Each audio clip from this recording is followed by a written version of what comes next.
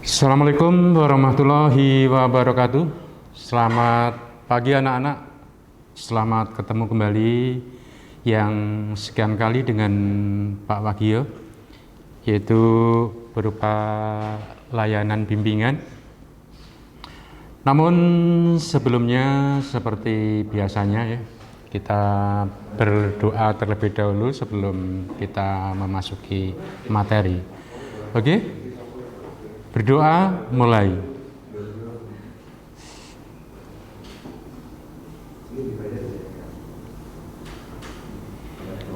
Berdoa selesai. Jangan lupa pula juga kalian mengisi daftar hadir ya untuk membuktikan kalian mengikuti pembelajaran. Juga jangan lupa ya untuk videonya nanti kalian buka sehingga Pak Wagio bisa mengetahui berapa siswa sih yang mengikuti ya. Oke, untuk kesempatan pada pagi hari ini adalah khususnya layanan untuk kelas 8 dengan bimbingan klasikal. Iya. Kali ini dengan materi yaitu mampu mengatasi kesulitan belajar akibat perubahan fisik dan psikis. Manusia ini ketika anak-anak yang menuju ke remaja pasti banyak perubahan, baik perubahan fisik maupun perubahan psikis. Namun dari perubahan-perubahan tersebut, seandainya kita bisa menerima, ya, seharusnya kita harus menerima ya, itu nanti ke depannya kita bisa berjalan dengan lancar. Berbeda kalau kalian tidak bisa menerima, akhirnya menjadi suatu kendala buat kalian sendiri. Dalam menghadapi perubahan ini ya, ada perkembangan juga ada pertumbuhan baik fisik maupun psikis ya. Seharusnya kalian memperbanyak belajar dan apa yang menjadi kesempatan kalian lakukan sehingga lebih banyak belajar akhirnya kalian akan banyak mendapatkan suatu pengalaman. Baik, yang pertama yaitu sebab-sebab kesulitan belajar. Setiap manusia, setiap individu ya, apalagi remaja yang baru ingin mencari jati diri ya, banyak belajar mungkin dari meniru atau mendapatkan sendiri ya. Jadi sebab-sebab kesulitan belajar yang pertama ya. Jadi ada dua jenis kesulitan belajar yang berasal dari faktor fisik juga yang berasal dari faktor psikis. Fisik tahu ya, fisik badan atau tubuh kita itu fisik ya. Kalau psikis adalah jiwa yang orang lain tidak bisa melihat, namun dengan ekspresi fisik orang lain bisa mendeteksi ke arah situ. Ya. Jadi yang pertama yaitu kesulitan yang timbul karena faktor fisik. Ketika kalian belajar karena faktor fisik itu akan mengalami kesulitan. Di antaranya yaitu yang pertama cacat yang dibawa sejak lahir. Ketika remaja belajar mengalami cacat fisik itu memang merupakan suatu gangguan ya. Gangguan merupakan suatu kesulitan. Namun dengan tahap-tahap belajar seandainya kalian lalui itu sudah menjadi suatu kebiasaan yang akhirnya menjadi suatu biasa. Sebagai contoh misalnya cacat fisik karena bawaan ya, mungkin karena ya dari salah satu anggota tubuh ada yang mengecil ataukah mungkin hilang ya. Dari bawaan. Memang awal ketika kalian belajar sangat susah sekali. Namun karena rutinitas belajar akhirnya kalian mampu mengatasi, yaitu dari cacat fisik tadi. Seandainya hal itu nanti kalian belajar kaitannya dengan fisik, mestinya kalian juga harus memberitahukan kepada bapak atau ibu guru yang mengampu kaitannya dengan fisik, misalnya dengan olahraga. Ya. Karena kondisi seperti ini, pasti bapak ibu guru yang mengampu olahraga tadi akan memahami hal itu. Kemudian yang kedua yaitu kondisi fisik yang lemah karena sakit. Seseorang yang sering sakit-sakitan ya, yang sakit baru merasakan kondisi ya fisiknya saja itu katakanlah tidak memungkinkan, maka dari itu untuk belajar juga mengalami kesulitan. Yang ketiga, pernah menderita penyakit kronis ya, penyakit kronis atau penyakit akut ya.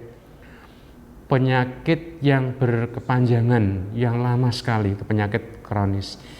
Ini juga akan menjadi beban buat kalian ketika belajar. Manusia yang mempunyai penyakit kronis biasanya untuk mengkondisikan dirinya saja itu biasanya juga susah, apalagi untuk belajar. Pasti akan terganggu. Kemudian yang keempat yaitu gangguan pada pendengaran. Seseorang yang pendengarannya berkurang berbeda dengan Pak Wagio loh. Kalau Pak Wagio mungkin karena usia kadang-kadang pendengarannya tidak setajam kalian ya. Tapi kalau kalian mengalami gangguan pendengaran dari kecil ya mestinya ya bagaimana usahanya kalian bisa ke dokter ya ke dokter THT sehingga nanti akan diperiksa, ataukah juga nanti akan diberi saran untuk menggunakan alat bantu. Ketika kalian mengalami gangguan pada alat pendengaran untuk belajar merasa kesulitan, tentunya kalian ketika pada waktu pembelajaran tatap muka, kalian juga harus memberitahu pada Bapak Ibu guru pengampu ya, sehingga kalian nanti akan dicarikan tempat terdekat dengan Bapak Ibu guru, sehingga ketika Bapak Ibu guru menyampaikan, walaupun mungkin Bapak Ibu guru suaranya udah keras, di telinga kalian mungkin masih kecil ya, tapi dengan gerak bibir yang ada mungkin kalian bisa menangkap sehingga bisa mengatasi kesulitan ya. Kemudian berikutnya yaitu indera penglihatan kurang berfungsi dengan baik. Iya, matanya kurang berfungsi dengan baik. Pak Wagio sekarang matanya kurang berfungsi dengan baik, sehingga ketemu kalian di jalan kadang-kadang Pak Wagio biasa saja, tapi jarak dekat sekitar 10 meter sudah paham, oh itu si A. Namun ketika kalian pada usia remaja sudah mengalami gangguan penglihatan yang menyebabkan kalian merasa kesulitan untuk belajar ya, tadi juga seperti pendengaran, kalian juga harus cek ke dokter ya, dokter mata, sehingga akan diperiksa apakah perlu kacamata atau tidak ya. Dan di samping itu juga tadi juga sudah saya sampaikan, ketika nanti pembelajaran tatap muka pasti kalian akan dicarikan tempat yang dekat dengan papan tulis, sehingga ketika Bapak Ibu guru menjelaskan di papan tulis kalian bisa lebih jelas. Namun ketika kalian tadi menderita penyakit itu tadi, penglihatan kurang ya, jangan kemudian kalian tidak memberitahu Bapak Ibu guru, kalian malah duduknya jauh sehingga nanti sama sekali tidak akan paham dengan mata pelajaran tadi. Berikutnya yaitu kesehatan sering terganggu. Ini sama saja tadi ya, yaitu sering sakit-sakitan, kesehatan sering terganggu. Kadang-kadang kalian sehat, kemudian tiba-tiba pada waktu pembelajaran muncul gejala sakit ini juga sangat mempengaruhi ketika kalian belajar, akan mengalami kesulitan. Karena dengan merasakan apa yang kita rasakan sakit saja susah, apalagi untuk belajar, tidak mungkin. Yang berikutnya yaitu menderita epilepsi bawaan. Kalau penyakit epilepsi itu kelihatannya tidak begitu kelihatan ya secara umum. Namun kalau orang yang sudah sering melihat atau memperhatikan secara fisik juga akan kelihatan kalau orang itu menderita penyakit epilepsi, karena secara fisik sering terbentur dengan benda-benda lain sehingga membuat fisik atau tubuh juga mungkin berbeda ya.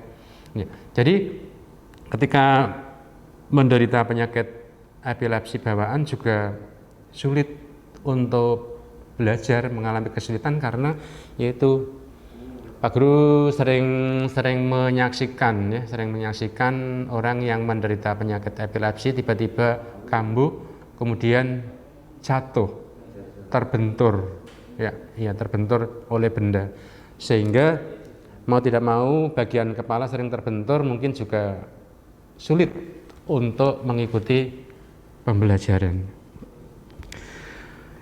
Yang berikutnya yaitu kurang lancar berbicara, kurang lancar berbicara. Ketika kita kurang lancar berbicara, kadang-kadang ibaratnya dielu-elukan sama teman, diejek sama teman, ya. Iya. Namun kalau kalian sudah memahami bahwa yaitu tadi kurang lancar dalam berbicara sudah kalian pahami, akhirnya walaupun teman-teman kalian kadang-kadang meluncurkan perkataan pada kalian, ya, kalian sudah bisa menerima, insya Allah kalian bisa belajar dengan baik. Karena tidak harus ucapan yang baik harus diutarakan, tapi yang ada di isi kepala kalian, ya. Itu adalah kesulitan yang timbul karena faktor fisik, ya, faktor tubuh.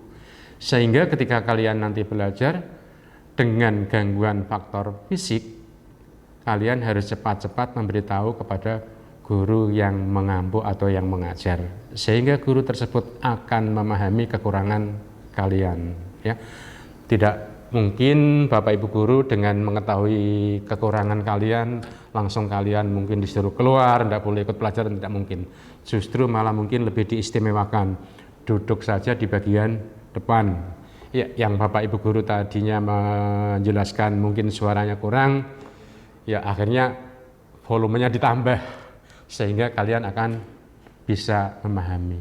Ataukah seandainya terjadi suatu kendala, kalian pasti akan disarankan menggunakan alat. Kemudian yang kedua yaitu kesulitan yang timbul karena faktor psikis, faktor jiwa atau pikiran, ya. Yang pertama adalah faktor intelijensia atau kecerdasan. Itu jelas ya, ketika orang kecerdasannya di bawah rata-rata memang untuk belajar mengalami kesulitan.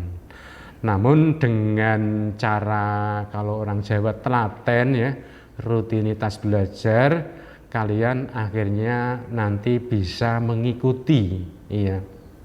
Walaupun dari tingkat yang sederhana, membutuhkan waktu lama. Bapak Ibu guru akan memahami si A itu ketika diberi pelajaran nanti bisa dalam beberapa waktu, bisa 1 hari 2 hari akan memahami. Kemudian ada yang dengan penjelasan langsung mampu bisa. Nah ini kadang-kadang juga Bapak Ibu guru merasa kebingungan, mau lari sementara ada yang tidak bisa lari, ya.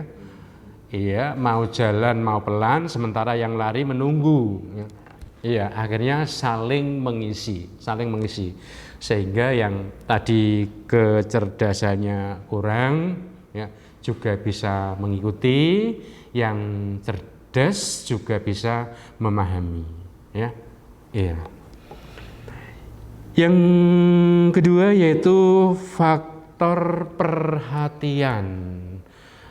Ketika kita belajar faktor perhatian tidak ada, ini juga merupakan satu gangguan. Orang akan mengalami kesulitan ketika faktor perhatian tidak ada. Sangat kelihatan sekali ketika pembelajaran, ya. Bapak Ibu guru menjelaskan, tiba-tiba kalian diberi suatu pertanyaan, kalian kaget. Kenapa? Karena faktor perhatian tidak ada. Rata anak remaja ketika diberi pembelajaran, ya, ini kelas 8, ketika diberi pembelajaran paling hanya berapa persen yang memperhatikan. Oke lah, Bapak Ibu guru tahu, ya, Bapak Ibu guru tahu karena Bapak Ibu guru sudah belajar tentang psikologi, iya, belajar tentang psikologi. Ketika kalian menatap ke depan, iya, memperhatikan Bapak Ibu guru menjelaskan, belum tentu, ya, walaupun kalian pandangan ke Bapak Ibu guru, kelihatannya matanya ke Bapak Ibu guru menjelaskan, ya, Bapak Ibu guru paham, anak itu kelihatannya memandang saya, tapi pandangannya jauh, kabur ke sana, memikirkan yang lain. Berarti perhatiannya tidak ada. Berbeda dengan anak yang fokus, ya, anak yang memperhatikan, itu pandangannya berbeda sekali, ya. Kemudian berikutnya yaitu faktor bakat dan minat. Ketika kita belajar tidak ada minat, ya, tidak ada minat, bahkan tidak ada bakat, memang sangat berpengaruh sekali. Tapi seandainya kalian mencoba untuk meminati suatu hal atau suatu bidang, ya, kalian minati dengan rutinitas, kalian akhirnya suka, ya, walaupun mendapatkan suatu mendekati bakat, ya, walaupun bakat itu tidak maksimal, tapi nyatanya bisa, walaupun tidak berprestasi atau luar biasa, ya. Tapi karena rasa minat tadi, ya, rasa minat, kemudian menyukai, akhirnya mempelajari, mendekati bakat walaupun tidak muncul sebagai bakat. Kemudian berikutnya yaitu kematangan emosi. Biasanya seorang remaja emosinya itu labil, iya. Sedikit ada yang memberi masukan, kalian berubah. Sedikit melihat sesuatu, kalian akan berubah. Sehingga karena emosi yang labil tadi, ya, yang belum stabil, untuk belajar merasa kesulitan. Baru saja mungkin kalian membawa buku, mau masuk kamar di tempat belajar, tiba-tiba mungkin dipanggil temannya. Tiba-tiba ada suara yang aneh membuat kalian tertarik, kemudian pergi. Ya, ini yang dikatakan emosinya belum stabil, ya. Kemudian berikutnya yaitu pembentukan kepribadian. Di usia remaja memang baru saatnya untuk pembentukan kepribadian dengan mungkin melihat tokoh-tokoh yang ada, ya, kalian akan mencoba untuk meniru, tapi kadang-kadang menirunya itu keliru, ya. Iya, tidak seperti yang diharapkan oleh mungkin orang tua atau mungkin oleh orang dewasa yang lain. Yang berikutnya yaitu gangguan kejiwaan. Maaf ya, gangguan kejiwaan bukan berarti kita stres, itu bukan, ya, stres, ya, atau katakanlah gila, itu bukan, ya. Gangguan kejiwaan karena mungkin yaitu secara psikis, secara jiwa kita baru banyak beban, banyak tugas, banyak pikiran, ya, gangguan kejiwaan, sehingga untuk belajar mengalami kesulitan. Dan nanti bagaimana caranya agar beban psikis, beban jiwa itu berkurang? Mestinya kalian harus bisa bagaimana cara mengatasinya. Nanti kita pelajari di belakang, iya. Kalau mungkin waktunya mencukupi, kalau tidak mungkin pertemuan yang akan datang. Kemudian juga tidak mempunyai semangat belajar. Anak atau orang yang tidak mempunyai semangat belajar pasti ketika belajar itu ogah-ogahan, iya, tidak punya prinsip. Iya. Sudah membawa buku, nyatanya bukunya hanya diletakkan saja. Ini akan sangat mengganggu dalam belajar. Ya, akhirnya tidak akan mendapatkan hasil karena yaitu tadi tidak mempunyai semangat belajar. Berikutnya kurang dapat konsentrasi, ya, kurang dapat konsentrasi. Tadi di depan sudah saya sampaikan ya, ketika kalian mengikuti pembelajaran, anak yang konsentrasi dan tidak konsentrasi akan kelihatan, ya. Kok Pak Guru paham? Bapak Ibu Guru sudah pernah belajar tentang psikologi, sehingga ketika kalian memandang seseorang, pandangan itu pandangan benar atau hanya pandangan sekilas saja atau lemparan, sehingga ketika kalian fokus akan sangat kelihatan. Berbeda sekali dengan orang melihat, memandang dengan penjelasan yang begitu detail, tapi kalian pandangannya hanya pandangan kabur. Jadi pikiran kalian kemana-mana, walaupun kelihatannya pandangan kalian tertuju pada Bapak Ibu Guru. Kemudian juga tidak disiplin dalam belajar. Kalau seorang pelajar tidak disiplin dalam belajar, pasti akan mengalami kesulitan dalam belajar. Kadang-kadang belajar, kadang-kadang tidak. Ketika belajar kalau ada ulangan, kalau tidak ada ulangan tidak belajar. Pada saatnya tiba, nanti akan ada penilaian tengah semester ya, PTS, dengan sejumlah sekian bidang studi atau mata pelajaran, dan satu mata pelajaran dengan sekian buku, banyak buku referensi. Kalian belajarnya jadi bingung harus mulai dari mana, yang akhirnya tidak jadi belajar. Iya.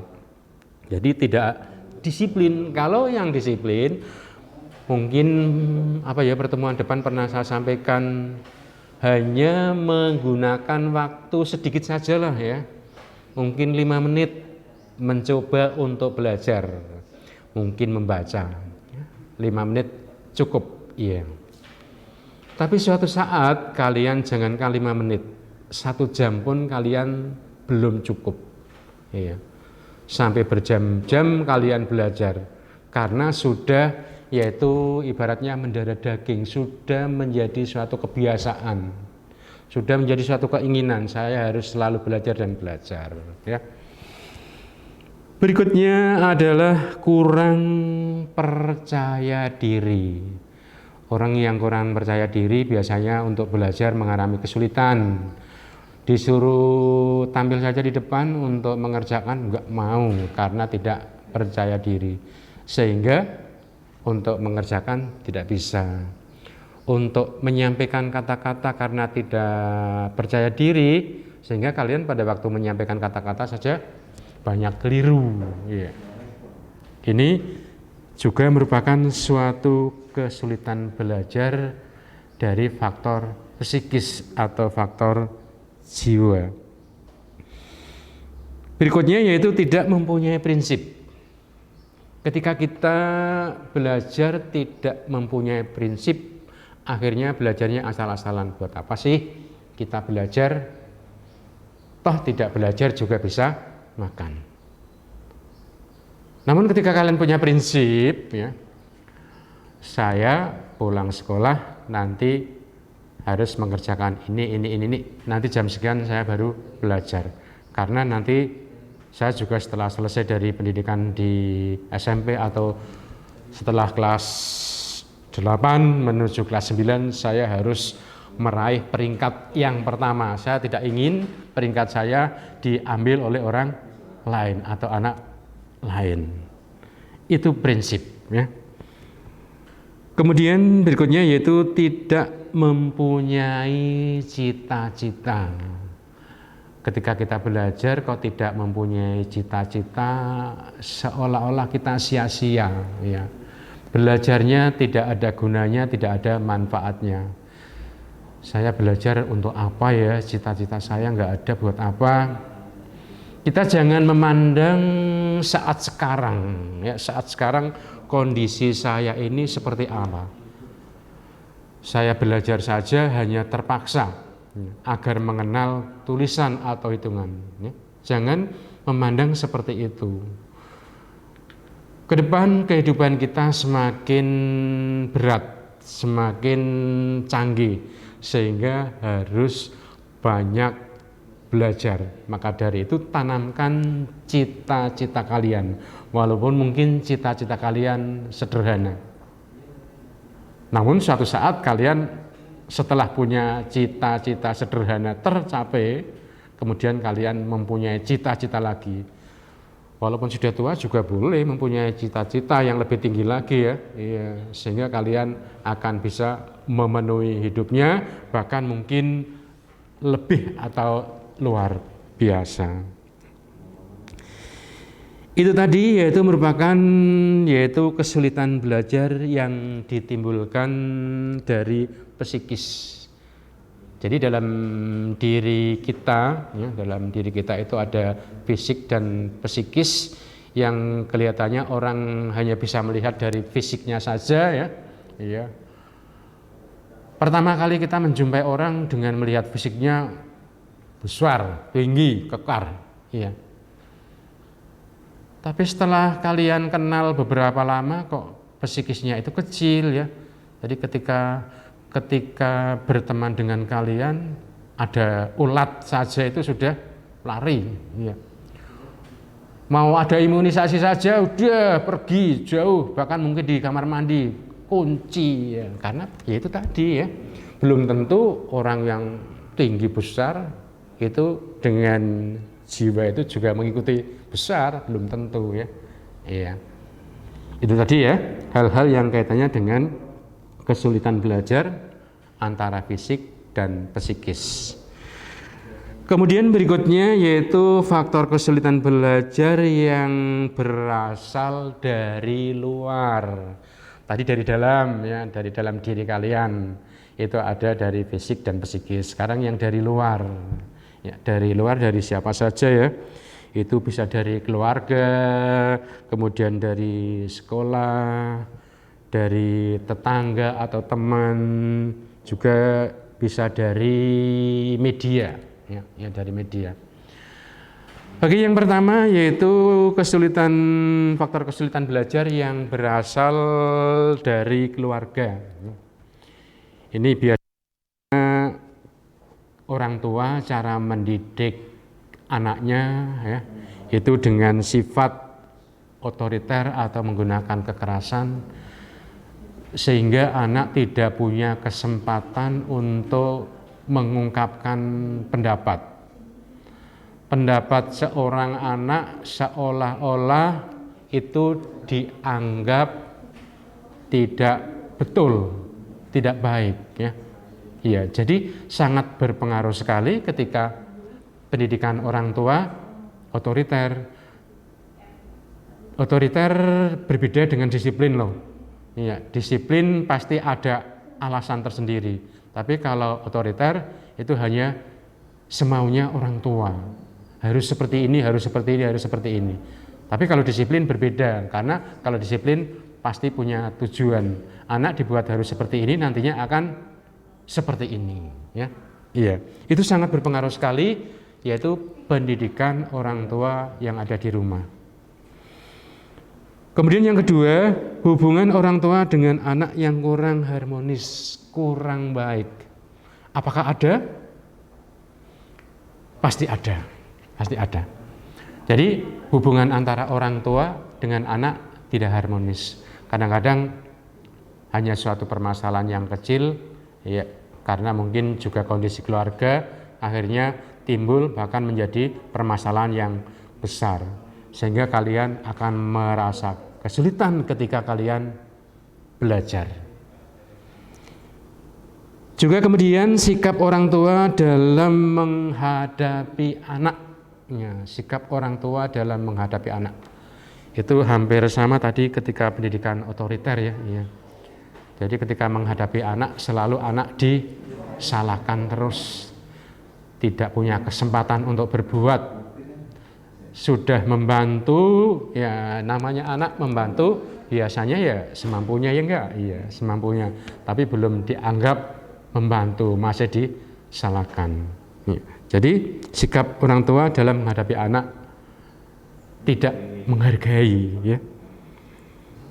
Kemudian juga ekonomi keluarga ya. Ekonomi keluarga itu sangat mempengaruhi kesulitan belajar, biasanya yaitu karena kekurangan dalam ekonomi. Ini sangat-sangat berpengaruh sekali juga terhadap kesulitan belajar. Beda dengan ekonomi berada ya. Iya, fasilitas apalagi seperti sekarang ya, belajarnya dengan PJJ online ya. Mau tidak mau setiap siswa harus memiliki handphone, memiliki HP. Setelah memiliki HP juga harus memiliki kartu. Setelah memiliki kartu otomatis harus ada kuotanya, sehingga baru kalian bisa belajar. Itu pun belum tentu kalian belajar nyaman ya. Iya. Namun juga sebaliknya, walaupun mungkin secara ekonomi luar biasa sekali ya, juga belum tentu dalam belajar tidak akan mengalami kesulitan. Ya. Sekarang juga akan kembali ke masing-masing pribadi. Kemudian juga suasana dalam rumah yang tidak nyaman, yang selalu ramai. Ya bisa terjadi mungkin rumahnya itu warung ya. Sudah rumah langsung sebagai warung, sehingga selalu ramai. Apalagi rumahnya mungkin terbatas, tidak luas, sehingga antara warung dan tempat kalian belajar itu berdekatan, sehingga untuk belajar juga susah. Ataukah juga rumah kalian biasanya untuk bermain teman-teman, apalagi dalam bermain tidak mengingat batas waktu, itu juga akan mengganggu kalian ketika kalian belajar. Itu adalah faktor kesulitan belajar yang berasal dari keluarga. Kemudian yang berikutnya yaitu faktor kesulitan belajar yang berasal dari sekolah. Ya, biasanya guru dalam menyajikan materi. Ya, mungkin walaupun kalian sudah Bapak Ibu guru yang menyampaikan materi sudah berulang-ulang, namun kalian belum paham karena tadi faktor yang ada di depan bisa terjadi. Kemudian juga keadaan gedung sekolah yang tidak memenuhi persyaratan. Apakah ada di saat sekarang gedung sekolah tidak memenuhi persyaratan? Mungkin masih ada, ya, mungkin masih ada. Walaupun mungkin ketika kita melihat di lingkungan kita, ya, gedung sekolah sekarang sudah mewah-mewah. Ya. Namun seandainya gedung sekolah tidak memenuhi persyaratan untuk belajar, memang itu juga merupakan salah satu kendala, ya. Merupakan salah satu kesulitan untuk kita belajar. Karena dengan belajar kita akan was-was. Ya. Berikutnya sarana prasarana belajar yang kurang memadai. Ya. Sudah belajar ya melalui PJJ, ya. Sarana prasarananya tidak memadai sehingga ketika kita belajar merasa kesulitan. Ya. Ini dari pihak sekolah mungkin ya seadanya hanya menggunakan HP. Ya udah ya nanti halaman sekian dipelajari ya kalian buka. Besok minggu depan ada tugas ya. Bisa terjadi demikian. Alhamdulillah ya, di SMP Negeri 1 Bonorowo sudah luar biasa, bisa menggunakan video ya, yang bisa kalian nikmati kapan saja. bisa buka kapan saja. Walaupun bisa kalian nikmati kapan saja, tentunya ketika kalian belajar ya saat-saat sekarang harus kalian buka, sehingga Bapak Ibu guru yang menyampaikan materi itu merasa senang, tidak sia-sia. Sudah berbicara di depan kamera menggunakan waktu yang lama, tiba-tiba setelah selesai kita buka, yang menyaksikan hanya berapa? Waduh, dari 162 anak yang menyaksikan hanya 10, yang lain pada kemana? Nah, ya padahal fasilitasnya sudah bagus, sarana prasarana sudah bagus. Kemudian juga peraturan sekolah yang kurang tertib. Sebenarnya peraturan sekolah dibuat sedemikian rupa sehingga peraturan adalah semuanya tertib. Namun kadang-kadang pelaksana atau individunya yang tidak tertib, itu juga akan mengganggu atau mengalami kesulitan dalam belajar. Sebenarnya bukan peraturannya ya, karena biasanya sekolah juga ketika membuat peraturan mengadopsi peraturan yang bagus ya. Namun pelaksananya kadang-kadang yang kurang bagus.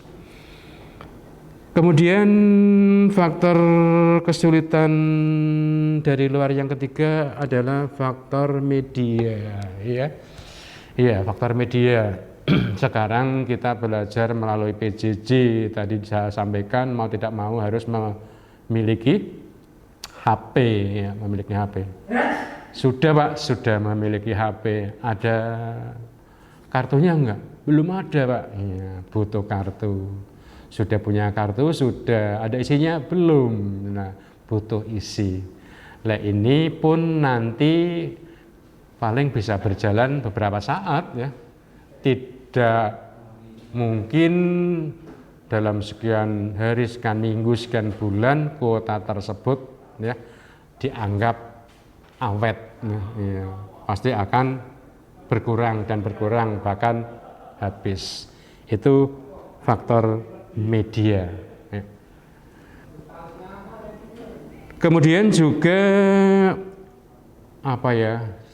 faktor media tersebut sering disalahgunakan ya. Pak Guru sering ngecek karena Pak Guru juga punya nomor kalian ya, banyak sekali, hampir 500 nomor yang ada di HP Pak Guru. Sehingga ketika jam-jam tertentu Pak Guru ngecek, jam 2:30, jam 3 masih online. Berarti anak-anak ini bukan belajar namun banyak main game ya. Nah ini faktor media ini juga sangat mempengaruhi sekali. Kalian sudah punya HP, sudah punya kuota komplit lengkap, bahkan kuotanya besar ya. Namun sampai jam 2, setengah 3 masih online. Lah kapan tidurnya? Dibalik, malah tidurnya siang hari. Pak Guru, Bu Guru menghubungi kalian susah karena HP-nya off. Orangnya tidur, HP-nya ikut tidur. Ini walaupun media sangat membantu, juga media juga mempengaruhi tentang kesulitan belajar. Faktor berikutnya yaitu faktor teman bergaul atau aktivitas di masyarakat ya. Terlalu banyak kegiatan di masyarakat itu juga akan mempengaruhi kesulitan belajar, mempengaruhi kalian belajar.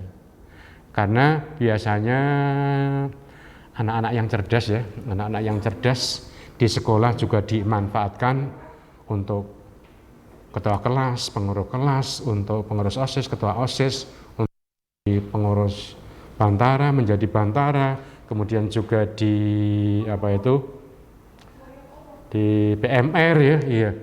Jadi waktunya banyak sekali tersita di lingkungan masyarakat, sehingga itu juga akan mengganggu kalian untuk belajar, sehingga merasa kesulitan untuk belajar karena waktu banyak tersita di masyarakat. Mending ya, itu karena kegiatan positif. Nah, waktu tersisa di lingkungan masyarakat hanya karena kalian bermain atau dolan, itu berbeda sekali ya. Yang kedua, terlalu banyak bermain. Lah ini yang kedua, terlalu banyak bermain, terlalu banyak ngobrol dengan teman-teman, tidak tahu waktu, hampir larut, tidak hanya larut malam, hampir larut pagi kalian belum pulang. Pulangnya jam berapa? Menjelang subuh baru pulang.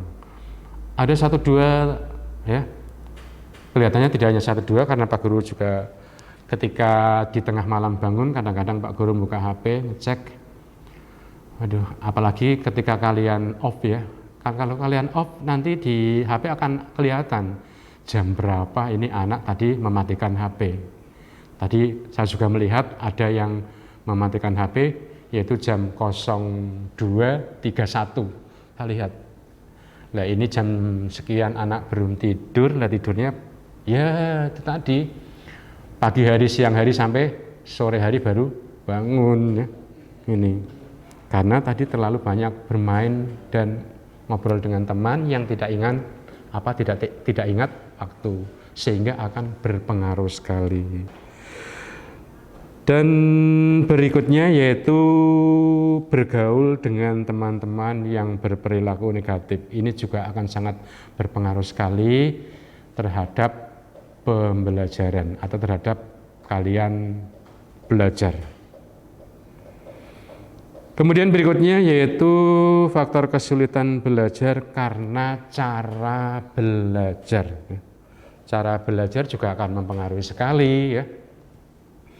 Yang pertama yaitu tidak dapat membagi waktu belajar dengan baik. Tidak bisa membagi waktu belajar dengan baik. Belajar itu hanya karena tiba-tiba, hanya karena butuh. Namun ketika kalian belajar bisa membagi waktu dengan baik, apapun yang mengganggu kalian tidak akan kalian hiraukan, kalian abaikan. Sehingga lama-kelamaan teman-teman kalian juga tidak akan mengganggu. Bahkan gangguan dari luar, baik yang sifatnya suara atau mungkin yang lain, juga akan tidak berpengaruh terhadap ketika kalian belajar. Kemudian yang kedua yaitu cara belajar yang salah. Ini banyak sekali ya kita melakukan belajar tapi salah. Pak belajar kok salah, Pak cara belajar kok salah. Ya bisa terjadi. Kalian sudah mempersiapkan diri untuk belajar dengan membawa satu buku ya. Tiba-tiba menarik kasur, kemudian bantal ya. Akhirnya dengan memegang buku sambil tiduran. Nah ini untuk mempercepat tidur ya. Ini merupakan salah satu cara belajar yang salah. Karena dengan kalian tiduran ya, akhirnya yaitu akan lupa, bahkan akan membawa kalian ke alam tidur. Baru membuka satu halaman saja sudah ngantuk. Lain halnya ketika kalian belajar dengan posisi duduk, di depan kalian ya ada lampunya yang menyinari buku, sehingga kalian akan lebih bersemangat. Apalagi tempat duduknya, kemudian mejanya itu khusus ya, itu akan sangat membantu kalian untuk belajar. Kemudian yang ketiga, tidak memperhatikan waktu belajar. Karena tadi tidak bisa membagi waktu ya, belajar hanya secara tiba-tiba, mau PTS ya, banyak mata pelajaran yang harus kita pelajari, udah nggak ingat waktu, ya, belajar terus. Tiba-tiba kemudian ketika kalian menghadapi PTS, situasinya ngantuk, tidak bisa konsen. Berbeda sekali ya ketika kalian belajar memperhatikan waktu. Waktu yang kita gunakan untuk belajar mungkin setengah jam, dari jam sekian, udahlah cukup. Ketika nanti saya butuh lagi, ya nantilah saya akan mengulang di jam-jam tertentu. Saya perlu istirahat. Seharusnya demikian, ya. Oke, itu tadi yang saya sampaikan tentang yaitu mampu mengatasi kesulitan belajar, dari sebab-sebab kesulitan belajar, baik yang dari faktor fisik maupun dari faktor psikis itu secara intern, yang dari luar mungkin dari yaitu tadi keluarga, sekolah, masyarakat ya. Insya Allah kalau kalian mulai dari awal dari sekarang untuk mencoba apa yang menjadi pertumbuhan dan perkembangan yang ada pada diri kalian ya, bisa kalian terima, kalian bisa belajar dengan baik. Oke, itu saja perjumpaan kita. Kita akhiri dengan ucapan hamdalah, alhamdulillahirabbil alamin. Ya, kita akhiri dengan wassalamualaikum warahmatullahi wabarakatuh.